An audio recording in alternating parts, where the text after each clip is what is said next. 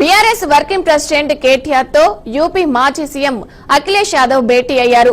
నందానగర్లోని నివాసంలో కలిశారు. తాజా రాజకీయాలపై ఇరువురు చర్చించుకున్నారు. రాజకీయాల్లో ఎత్తుపల్లాలు ఉంటాయని అఖిలేష్ అన్నారు. కొన్నిసార్లు ప్రజలు ఆమోదిస్తారు, కొన్నిసార్లు తిరస్కరిస్తారని చెప్పారు. ప్రతిపక్షంలో ఉన్నా కూడా ప్రజల్లో ఉండాలి, మన వాదన బలంగా వినిపించాలి, ప్రజల సమస్యలపై ప్రభుత్వాన్ని నిలదీయాలని అన్నారు. త్వరలో కేసీఆర్ ను కలుస్తానని కీలక వ్యాఖ్యలు చేశారు.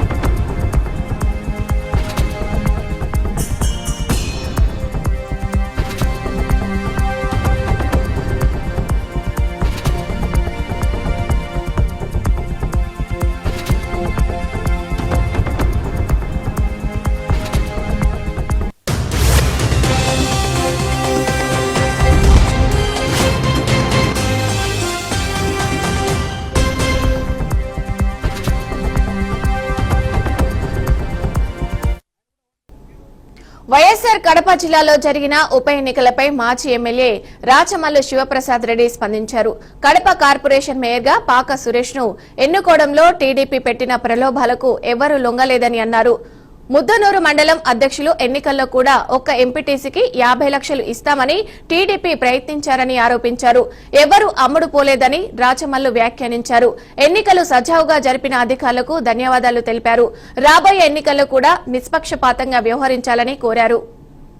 బ్రేకింగ్ న్యూస్ చూస్తున్నాం. నెల్లూరు జిల్లా తోటపల్లి గూడూరు మండలంలో వరకవిపూడి గ్రామంలో దారుణ ఘటన వెలుగులోకి వచ్చింది. భార్యాభర్తలైన ఈదురు నరేష్, ప్రమీలమ్మ ఇద్దరు ఇంట్లోనే ఒకే చీరకు ఉరివేసుకుని మృతి చెందిన ఘటన గ్రామాన్ని కంగారు గొలిపింది. ఇక కుటుంబంలో ఏం జరిగింది, ఎందుకు ఇలాంటి తీవ్ర నిర్ణయానికి పాల్పడ్డారనే ప్రశ్నలకు ఇంకా సమాధానాలు లభించలేదు. సమాచారం అందుకున్న పోలీసులు కేసు నమోదు చేసి దర్యాప్తు ప్రారంభించారు. ఒక్కసారిగా యువ దంపతుల మృతి గ్రామాన్ని తీవ్ర విషాదంలో ముంచేసింది.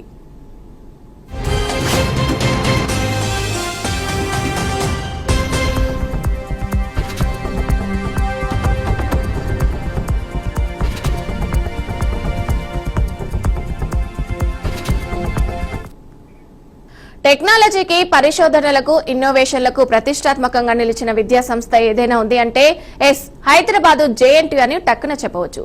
కానీ ఇదే క్యాంపస్ లో ఇప్పుడు ఓ గెస్ట్ ఫ్యాకల్టీపై ఉద్యోగం నుండి తీసివేస్తానని చెప్పి బెదిరింపులకు, బ్లాక్ మెయిల్ కు పాల్పడుతూ ఓ కీచక ప్రొఫెసర్ తన కామ వాంఛలను తీర్చుకున్న ఘటన ఇప్పుడు సంచలనంగా మారింది. ఈ తతంగం చాలా రోజులుగా కొనసాగుతున్న కీచకుడి వేధింపులు ఎక్కువ కావడంతో బాధితురాలు పోలీస్ స్టేషన్ లో ఫిర్యాదు చేయడంతో వెలుగులోకొచ్చింది. ఇక గెస్ట్ ఫ్యాకల్టీగా పనిచేస్తున్న మహిళకు మార్గదర్శకుడే ఉండాల్సిపోయి లైంగిక దాడికి పాల్పడినట్టు ఆరోపణలు రావడం కలకలం సృష్టిస్తుంది. అయితే తాజాగా బాధితురాలు చేసిన ఫిర్యాదుతో కేపీహెచ్పీ పోలీసులు నిందితుడిని అరెస్ట్ చేసి రిమాండ్కు తరలించారు.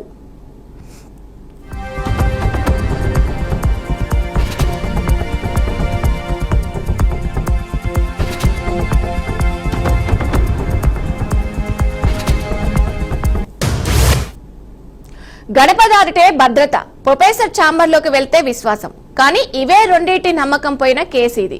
కీచక ప్రొఫెసర్ బాధితురాల్ని ఉద్యోగం నుంచి తొలగిస్తానని బెదిరింపులకు గురి చేశాడు. తాము ఒకే సామాజిక వర్గానికి చెందిన వారమని నమ్మించిన కీచక ప్రొఫెసర్ గెస్ట్ ఫ్యాకల్టీపై పలుమార్లు అత్యాచారానికి పాల్పడ్డాడని బాధితురాలు చెప్తుంది. పని పేరుతో అర్ధరాత్రి వరకు తనతో ఉంచిన ప్రొఫెసర్ ప్రవర్తన ఆమె వైవాహిక జీవితానికే బీటలు వేసింది. పని పేరుతో అర్ధరాత్రి వరకు తనతోనే ఉంచుకోవడం కావడంతో బాధితురాలి వైవాహిక జీవితంలో కలతలు రేగాయి. ఇక దీంతో భర్తకు దూరంగా ఆమె ఒంటరిగా జీవించడం ప్రారంభించింది.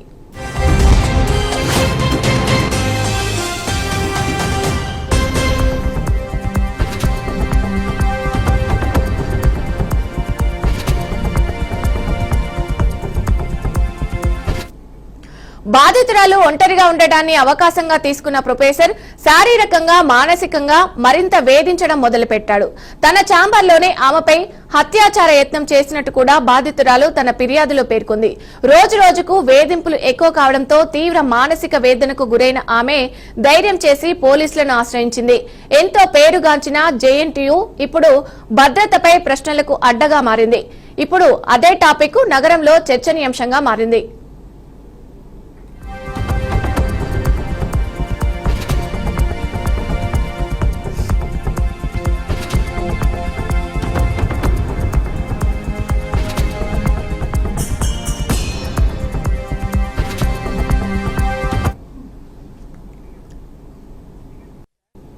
కొంతకాలంగా శ్రీకాకుళం జిల్లాలో దొంగలు హల్చల్ చేస్తున్నారు.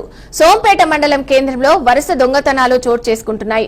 ఆ ప్రాంతంలో తీవ్ర ఆందోళన నెలకొంది.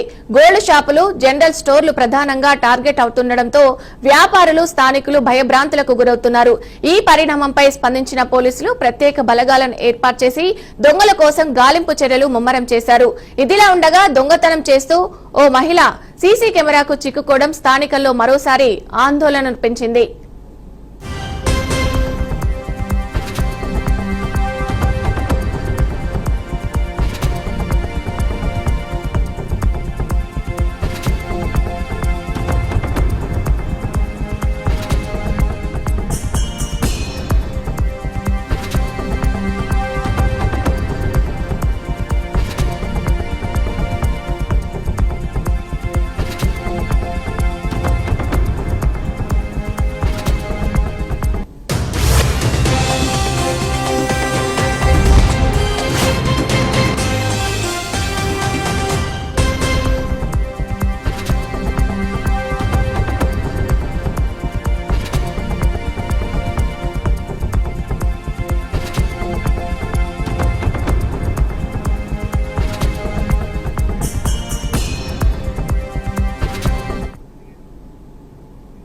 నంద్యాల జిల్లా నందికొట్కూరులో అర్బన్ హెల్త్ సెంటర్లో కౌన్సిలర్ చాంద్ భాషా జిల్లా అధికారుల ఆకస్మిక తనిఖీలు చేశారు.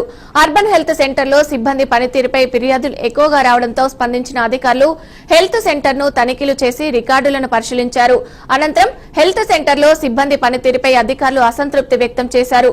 1,10,00,000 రూపాయలతో నిర్మించిన హెల్త్ సెంటర్లో సిబ్బంది నిర్లక్ష్యం వల్ల ప్రజలకు అందాల్సిన సేవలు అందడం లేదని కౌన్సిలర్ చాంద్ భాషా ఆవేదన వ్యక్తం చేశారు.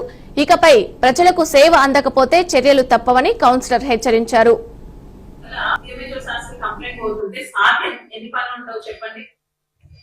మీరే మీరు ఒక 5 days డిస్ట్రిక్ట్ ఆఫీస్ కి రండి. 5 days వచ్చి డిస్ట్రిక్ట్ ఆఫీస్ లో కూర్చోండి. ఎంత వర్క్ ఉంటుందో మనకు అసలు తినడానికి వర్క్ ఉంటుంది. ఒకరు వచ్చి కూర్చున్నా మాట్లాడడానికి టైం ఉంటుంది. మన పర్సనల్ కాల్స్ అయితే పక్కనే. ఇక్కడ మీరు ఎంత ప్రశాంతంగా ఉంటుంది. పేషెంట్స్ వస్తారు చూసి పంపించడానికి, సర్వీసెస్ ఆన్లైన్ ఇవ్వడానికి మీకు ఎంత ఇబ్బంది. ఒక హైయర్ ఆఫీసర్ సతాయించాలి. మీ వల్ల పబ్లిక్ సఫర్ అవుతున్నారని ఒక హైయర్ ఆఫీసర్ ని సతాయించాలి. చెప్పండి ఎంతవరకు కరెక్ట్? సర్వీసెస్ అయితే బాగా జరుగుతుందండి.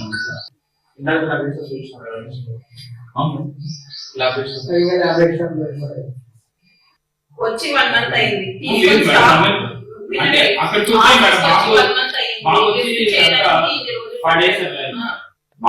చేసుకోవడానికి ఎన్ని రోజులు పెట్టుకున్నారు. మళ్ళీ వచ్చిన వెంటనే ఇవ్వాలి. కాంగ్రెస్ ఎమ్మెల్యే మురళీ నాయక్ సొంతూరులో చుక్కెదురైంది.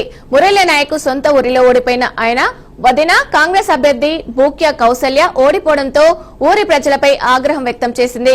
మహబూబాబాద్ మండలం సోమ్లా తండాలో 27 ఓట్లతో ఇస్లావత్ సుజాత అనే మహిళ గెలిచింది. దీంతో ఓడిపోయిన బూక్య కౌసల్య తన డబ్బులు తనకు ఇవ్వాలంటూ గ్రామస్తులపై ఆగ్రహం వ్యక్తం చేసింది.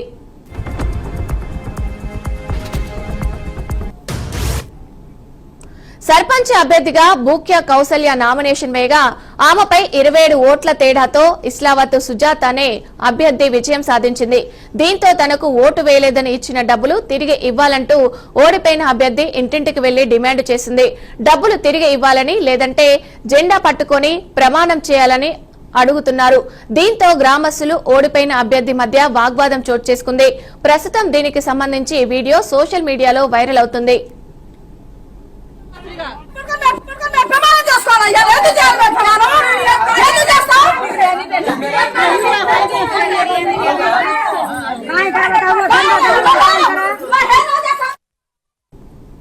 ఖమ్మం జిల్లా రఘునాథపాలెం మండలం హార్యాతండాలో టెన్షన్ వాతావరణం నెలకొంది.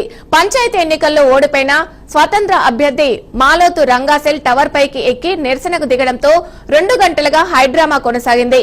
ఎన్నికల్లో భారీగా ఖర్చు పెట్టిన సునికి తండాలో రిగ్గింగ్ చేసి ప్రత్యర్థులు గెలిచారని రంగా ఆరోపించారు. శబరిమల వెళ్లిన వారి పేర్లతో పాటు ఊర్లో లేని వారి ఓట్లు కూడా వేశారని ఘాటుగా ఆరోపించారు. రంగ టవర్ దిగేందుకు ససేమీరా అంటుండగా ఘటనా స్థలానికి చేరుకున్న పోలీసులు కుటుంబ సభ్యులు కిందకు దింపేందుకు ప్రయత్నించారు. దగ్గర కూడా రానియట్లేదు. లోపల రానా ఇంట్లో లేదు. నాకు నేను ఆల్రెడీ తీసుకున్నా కూడా నాకు ఎలో చేయట్లేదు సరిగా. అయినా కూడా బయట ఉండి బయట నుంచి ఓటు వేపిస్తున్నారు. అది మా పంచాయతీ బూతులు తీసుకెళ్లి సుఖని తండాలు ఎందుకు పెట్టారు? 2 బూతులు అక్కడ దొంగోట్లు పడ్డాయి. శబరిమలలో కొంతమంది ఉన్నారు, వాళ్ళ ఎగ్జామ్ రైడర్ కొంతమంది పోయారు. వేరే కాలేజీలో ఉన్నారు, వాళ్ళు కూడా రాలే. వాళ్ళ ఫోన్ లో కూడా చెప్తున్నారు మేము రాలే అన్నారు. మొత్తం 178 మొత్తం పోలేదు. దాని గురించి మేము దాంట్లో సర్పంచ్ క్యాండిడేట్ ఉన్నారు, ఆయన ఓటు పెట్టలేదు. ఆయన నామినేషన్ వేసి వెళ్ళిపోయింది. ఆయన కూడా ఓటు పెట్టలేదు. ఆయన ఓటు ఎట్లా పెట్టుకున్నారని మాకు బాధ ఉంది. హైదరాబాద్ మాదాపూర్లోని చంద్రనాయక్ తండా ప్రభుత్వ పాఠశాలలో మధ్యాహ్న భోజనం తిన్న 44 మంది విద్యార్థులకు ఫుడ్ పాయిజన్ అయిన ఘటన ఆలస్యంగా వెలుగులోకి వచ్చింది. భోజనం చేసిన గంట తర్వాత కడుపు నొప్పితో అస్వస్థతకు గురైన విద్యార్థులను ఉపాధ్యాయులు వెంటనే కొండాపూర్ ఏరియా హాస్పిటల్ కు తరలించారు. పరిస్థితి విషమంగా ఉన్న 6గురిని నానక్రామ్గూడలోని రెయిన్బో హాస్పిటల్ కు మార్చారు. ఫుడ్ పాయిజన్ ఘటనను ఉపాధ్యాయులు అధికారులు గోప్యంగా ఉంచేందుకు ప్రయత్నించారన్న ఆరోపణలు వినిపిస్తున్నాయి.